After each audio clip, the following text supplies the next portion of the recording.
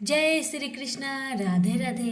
नमस्कार दोस्तों, स्वागत है आप सभी का हमारे YouTube चैनल पर। प्रेम से बोलिए श्री कृष्ण भगवान की जय। भक्तजनों, आज बुधवार के दिन मैं आप सभी को सुनाऊंगी भगवान श्री कृष्ण की कथा। भगवान कृष्ण उन देवताओं में से है जिन्हें मानना बेहद आसान है। माना जाता है कि नटखट नंद गोपाल ज्यादा देर तक किसी से रूठे नहीं रहते। उनकी प्रतिमाओं में सौम्य मुस्कुराहट ही भक्त के लिए हर मुश्किल से लड़ने के लिए पर्याप्त है। जैसे कि हर दिन को किसी न किसी भगवान का माना जाता है, वैसे ही बुधवार का दिन भगवान कृष्ण को मानते हैं। जो भी भक्त इनकी कथाओं को श्रद्धा भक्ति के साथ श्रवण करता है, उसकी समस्त मनोकामनाएं भगवान श्री कृष्ण जरूर पूरी करते हैं। तो आइए आज श्रवण करें भगवान श्री कृष्ण की कथा। एक बार एक महिला फल बेच रही थी। जब वह श्री कृष्ण के घर के सामने से गुजर रही थी, तब श्री कृष्ण को कुछ फल खाने का मन किया। जब कृष्ण ने उस फल को बेचने वाली महिला से कुछ फल मांगे तो उसने कृष्ण से उन फल के बदले कुछ मांगा। फल के बदले अनाज देने के लिए कृष्ण घर के अंदर दौड़ते हुए गए और मुट्ठी भर अनाज लेकर वापस फल वाली के पास आए, परंतु आते आते उनके हाथ से सारा अनाज गिर जाता है। कृष्ण बार बार घर के अंदर जाते और कुछ अनाज अपने हाथ में लेकर आने की कोशिश करते हैं, परंतु सारा अनाज नीचे गिर जाता है। यह देखकर फल वाली बहुत प्रसन्न हुई और उसने कृष्ण को सारे फल दे दिए। भगवान बाल कृष्ण अंतर मन से उस बुढ़िया पर बहुत प्रसन्न हुए। जब वह फल वाली अपनी खाली टोकरी लेकर वहां से चली गई और अपने घर पहुंची तो उसने देखा कि उसकी टोकरी में सोने और जवाहरात से भरी हुई थी। तब उस बुढ़िया माई को समझने में देर नहीं लगी कि ये तो भगवान श्री कृष्ण की चमत्कार है, उनका ही महिमा है। हे बाल कृष्ण, जैसे आपने उस बुढ़िया के घर में अन्न धन के भंडार भर दिए, वैसे ही आपकी कथा कहने वाले, सुनने वाले, हुक्कारे भरने वाले सभी के परिवार पर अपनी कृपा सदा बनाए रखना। प्रेम से बोलिए बाल गोपाल की जय। अब सुनिए भगवान कृष्ण को गोविंद क्यों कहा जाता है। कथा। एक दिन भगवान कृष्ण के पास एक कामधेनु नामक गाय स्वर्ग से पहुंची। उस गाय ने कृष्ण को बताया कि वह देवलोक से उनका अभिषेक करने आई है, क्योंकि कृष्ण पृथ्वी पर गायों की रक्षा कर रहे हैं। उस गाय ने कृष्ण को पवित्र जल से नहलाया और उनका दिल से शुक्रिया अदा किया। उसी समय भगवान इंद्र अपनी हाथी ऐरावत पर विराजमान होकर वहां प्रस्तुत हुए और उन्होंने श्री कृष्ण को आशीर्वाद दिया और कहा कि आपके इस पुण्य कार्य के लिए पूरे विश्व के लोग आपको गोविंद के नाम से जानेंगे। प्रेम से बोलिए गोविंद भगवान की जय। कृष्ण और पुतना असुर की कहानी। कृष्ण के मामा कंस का वध भगवान कृष्ण के हाथों ही लिखा था। यह जानने के बाद बार बार कंस अलग अलग असुरों को कृष्ण का वध करने के लिए भेजा करता था। एक बार कंस ने एक पुतना नाम की राक्षसनी को भेजा। पुतना वृंदावन पहुंची और उसने एक सुंदर महिला का वेश बदलकर कृष्ण को हर घर में ढूंढना शुरू कर दिया। उस समय कृष्ण बहुत छोटे थे। जब वह कृष्ण के घर पहुंची तो उसने कृष्ण को पहचान लिया और अपना विषैला दूध पिलाने के लिए गोदी में उठाया।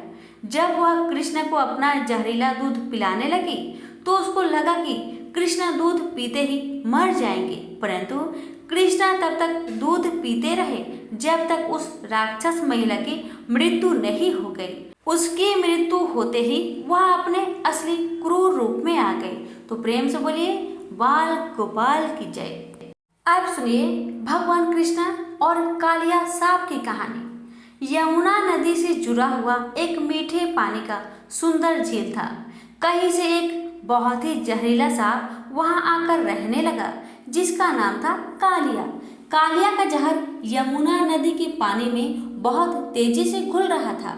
एक बार एक गाय चराने वाली व्यक्ति ने जब उस झील का पानी पिया तो उसकी मृत्यु हो गई। जब भगवान श्री कृष्ण को इस बात का पता चला तो उन्होंने अपनी शक्ति से उस व्यक्ति को जीवित कर दिया। उसके बाद श्री कृष्ण उस झील के पानी में कूद गए। कृष्ण पानी के बहुत अंदर गए और उस सांप को जोर जोर से पुकारने लगे। जब बहुत देर तक कृष्ण पानी में नहीं निकले तो गांव के लोग इकट्ठा होकर नदी के किनारे उनका इंतजार करने लगे। बहुत सारे लोग डरने भी लगे। कुछ देर बाद पानी के अंदर से कालिया सांप कृष्ण के सामने आया और आते ही उसने कृष्ण पर आक्रमण कर दिया। कुछ ही देर में कृष्ण ने कालिया को जकड़ लिया। कालिया 1000 सिर वाला सांप था। कृष्ण उसके सर पर तेजी से नाचने लगे और तेजी से नाचने के कारण कालिया सर्प के मुख से खून निकलने लगा। यह देखकर कालिया की पत्नी पानी से ऊपर आई और उसने कालिया के जीवन की भीख मांगी। कृष्ण ने उन्हें यमुना नदी की झील को छोड़ने के लिए कहा और रमान का दीप चले जाने को कहा और साथ ही कृष्ण ने कालिया को आश्वासन दिया कि आप उन पर गरुड़ कभी भी आक्रमण नहीं करेगा, क्योंकि कालिया के सिर पर कृष्ण के पैरों के निशान पड़ चुके थे। यह सुनकर कालिया बहुत ही खुश हुआ और वह यमुना नदी के उस सुंदर झील को छोड़कर अपनी पत्नी के साथ चला गया। इस प्रकार कृष्ण ने कालिया सांप से गांव की रक्षा की। तो प्रेम से बोलिए श्री कृष्ण भगवान की जय। अब सुनिए भगवान श्री कृष्ण की घर में दूध वाली कथा। भगवान श्री कृष्ण ने भले ही राधा रानी से शादी नहीं की हो, लेकिन दोनों के बीच प्रेम इतना पवित्र और निश्चल था कि आज भी भगवान श्री कृष्ण के साथ राधा रानी का नाम लिया जाता है। पुराणों में भी राधा रानी को भगवान श्री कृष्ण की शाश्वत जीवन संगिनी कहा जाता है। दुनिया के लिए भले ही भगवान श्री कृष्ण और राधा दो थे, लेकिन राधा कृष्ण ने कभी अपने आप को अलग अलग नहीं माना। दोनों एक दूसरे के हृदय में बसते थे। चोट एक को लगे तो दर्द दूसरा को होता था। धार्मिक पुस्तकों में एक ऐसा ही प्रसंग है कि एक बार रुक्मणी ने भोजन के बाद भगवान श्री कृष्ण को पीने के लिए गर्म दूध दिया। दूध इतना गर्म था कि जब भगवान कृष्ण ने उसका सेवन किया तो उनका मुख से उनका हृदय भी जल उठा। जलन की पीड़ा के कारण श्री कृष्ण के मुख से निकला, हे राधे। रुक्मणी ने जब श्री कृष्ण के मुख से राधा का नाम सुना तो श्री कृष्ण से पूछा कि मैं भी आपसे बहुत प्रेम करती हूँ, लेकिन आप कभी मेरा नाम नहीं पुकारते हैं। आप हमेशा राधा का नाम लेते हो, आखिर क्या है ऐसा राधा में? रुक्मणी का सवाल सुनकर श्री कृष्ण मंद मंद मुस्कुराए और रुक्मणी से सवाल किया कि क्या आप राधा से मिली हो? श्री कृष्ण का सवाल सुन रुक्मणी से रहा नहीं गया और वह अगले दिन राधा जी से मिलने के लिए पहुंच गई। राधा के कक्ष के बाहर रुक्मणी को एक बहुत ही खूबसूरत स्त्री दिखाई दी। रुक्मणी उस स्त्री को राधा समझकर चरण छूने लगी। स्त्री ने रुक्मणी को रोकते हुए उनका परिचय और आने का कारण पूछा। रुक्मणी ने अपना परिचय देते हुए कहा कि मैं राधा से मिलने आई हूँ। इस पर उस स्त्री ने कहा कि मैं राधा की दासी हूँ। राधा से मिलने के लिए आपको 7 द्वार पार करने होंगे। दासी के कहे अनुसार रुक्मणी ने एक के बाद एक 7 द्वार पार किए। हर द्वार पर रुक्मणी को पहले से अधिक खूबसूरत दासी दिखाई दी। जब रुक्मणी ने अंतिम द्वार को पार किया तो उन्हें वह राधा दिखाई दी। अद्भुत खूबसूरत और मुख पर सूर्य के समान तेज देखकर रुक्मणी राधा के चरणों में गिर पड़ी। इस दौरान रुक्मणी को राधा के तन पर छाले दिखाई दिए। उन्होंने राधा से पूछा कि आपके तन पर छाले कैसे हुए?